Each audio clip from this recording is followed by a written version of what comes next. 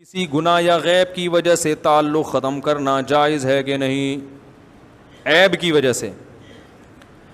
بھائی اگر آپ کو یہ ڈر ہے کہ اس گناہ کے اثرات مجھ پر بھی آئیں گے، میں بھی اس سے متاثر ہوں گا، میں بھی کہیں اس گناہ میں نہ پڑ جاؤں، تو فوراً تعلق ختم کر دیا جائے۔ اور اگر آپ کو یہ ڈر نہیں ہے تو پھر یہ دیکھا جائے اس سے تعلق رکھنا کوئی مجبوری ہے، ضرورت ہے، چاہے وہ دینی ضرورت ہو، جیسے بعض دفعہ اس کو دین کے قریب کرنا مقصد ہوتا ہے، یا آپ کا اس سے کاروباری لین دین ہے، یا وہ آپ کا قریبی رشتہ دار ہے تو رشتہ داری جوڑنا بھی اللہ اس کے رسول کا حکم ہے، تو ایسی مجبوری میں تو پھر تعلق رکھا جائے گا۔ اور اگر صرف تعلق برائے تعلق ہے اور کوئی حکمت مسلط نہیں ہے تو فری پھوگڑ میں تو بلا وجہ ویسی تعلقات رکھنا صحت کے لیے نقصان دہ، سمجھ رہے ہو، دینی صحت کے لیے نقصان دہ، کیونکہ ٹائم ویسٹنگ ہے۔ ہم جب مدرسے میں پڑھتے تھے تو ہمارے حضرت کی طرف سے کسی سے دوستی لگانے پر پابندی تھی، سمجھ رہے ہیں، فرمایا اپنی پڑھائی میں توجہ دو، باہر کسی کام سے جاتے ہو، کوئی دکاندار ہے اس سے کچھ مال خریدا، کچھ چیز لی، کوئی جیسے کچھ خریدنا ہوتا ہے، بسکٹ خریدا، واپس آ گئے، سلام کرو، سلام کا جواب دو، اس سے زیادہ ہیلو ہائے بولے بھائی مت کرو۔ اس وقت تو ہمیں اشکال ہوتا تھا کہ مسلمانوں سے تو سب سے تعلق ہونا چاہیے، بھائی بلا وجہ خام خواہ کی بلا وجہ کی دوست کھڑے ہو جاؤ وہاں پہ، اور کیا چل رہا ہے بھائی، بزنس کیسا چل رہا ہے، تو تمہارا کیا لینا دینا اس سے؟ اس کا نقصان یہ ہوگا بلا وجہ کی دوستیاں ہوں گی، ٹائم ویسٹنگ، پھر وہ چائے پہ بلائے گا، پھر کبھی کھانے پہ بلائے گا، پھر آپ اس کو چائے بلاؤ گے، کبھی کھانے بلاؤ گے، پھر خیریت، اور آپ کی جو پڑھائی ہے وہ کہاں چلی جائے گی؟ تیل لینے چلی جائے گی، وہ صحیح نا، اس کی ایسی کی تیسی ہو جائے گی۔ تو اصل ہدف کو فوکس رکھنا چاہیے، ملنا سب سے چاہیے اچھے طریقے سے، دوستی اس سے رکھنی چاہیے جس سے دوستی میں کوئی فائدہ ہو، سمجھ رہے ہو،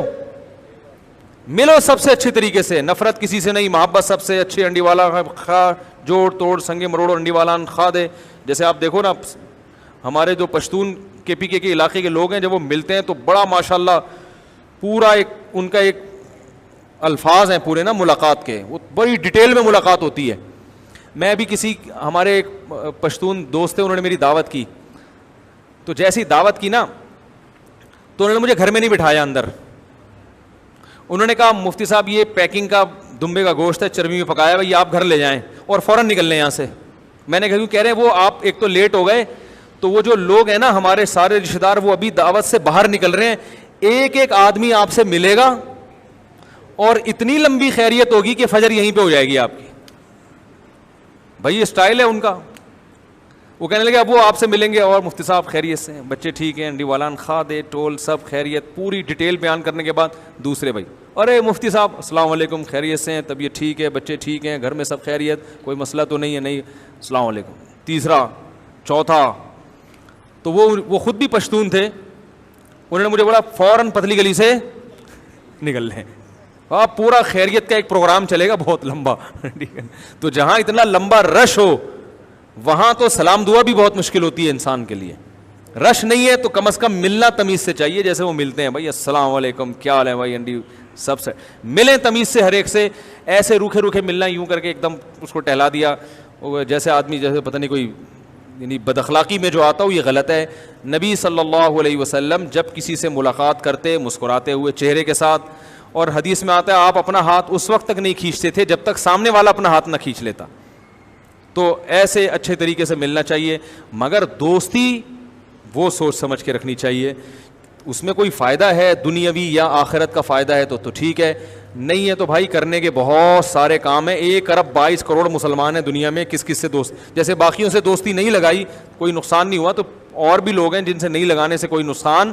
نہیں ہوگا۔ خاص طور پر جو نوجوان لڑکے ہیں، والدین کو چاہیے ان کو دوستیاں بالکل لگانے نہ دیں، کیونکہ اکثر دوستیاں آپ کو برائی کی طرف لے کے جاتی ہیں، اچھائی کی طرف لے جانے والی دوستیاں آج کل مارکیٹ میں